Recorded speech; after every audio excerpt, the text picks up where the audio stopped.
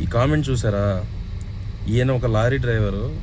ఎంత ఆవేదన లేకపోతే ఈ మాట చెప్తాడు చూడండి. ఇప్పుడు బస్సు డ్రైవర్స్ నిజమేనండి. అంటే నేను అందరిని అనను గానీ, బస్ డ్రైవర్స్ అందరిని అనను.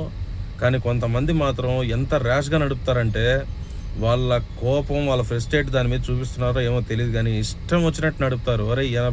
50, 60 మంది కూర్చొనున్నారు ఎనక. వాళ్ళ సేఫ్ జోన్ మనం చూసుకోవాలనేది ఆలోచన లేకుండా ఇష్టం వచ్చినట్టు నడుపుతారు. ఇన్ కేస్ ఏదైనా అయితే ఇన్ని ప్రాణాలకి సమాధానం చెప్పాలనే ఆలోచన వాళ్ళకి రావట్లేదో ఏంటో. నాకు తెలిసి దృష్టి దీని మీద పెట్టాలండి. జనాలు గూడా కొంచెం ఓవర్ స్పీడ్ పోతున్నప్పుడు ప్యాసింజర్స్ కూడా రియాక్ట్ అయ్యి మాట్లాడాలి. "ఏం సార్ ఇంత స్పీడ్ పోతున్నారని" చెప్పి అడగాలి. ఇంకోటి ర్యాష్‌గా నడుపుతున్నారు. ఎట్లా పడితే అట్లా నడుపుతున్నారు. లెఫ్ట్, రైట్ తిరిగేటప్పుడు కూడా చూసుకోకుండా ఇష్టం వచ్చినట్టు తిప్పేస్తున్నారు. ఒకటేనండి ఈ ఇన్నిటికి మాట్లాడడానికి రీజన్ ఏంటంటే ఏదో కంటెంట్ దొరికింది మాట్లాడాలని గాదు.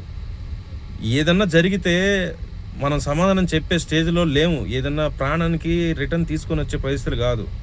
ఏదైనా చిన్న చిన్న యాక్సిడెంట్ అనుకోండి, ఏదో డబ్బులిచ్చో, ఏదైనా మెడికేషన్ చేయించుకోవచ్చు. కానీ ప్రాణం పోతే కష్టం గదా! నేను గూడా ఒక డ్రైవింగ్ ఫీల్డే. నాది డ్రైవింగ్ ఫీల్డే. నేను నడిపేవాడినే. సో, నేను ఒక డ్రైవర్‌గా నా ఆవేదన నేను జెప్తున్నా. నేను చూస్తున్నాను గాబట్టి. థ్యాంక్ యూ అండి. మీరు మీ కామెంట్ వల్ల నేను ఇంకొక మాట మాట్లాడాల్సిన అవసరం వచ్చింది. థ్యాంక్ యూ సో మచ్ అండి.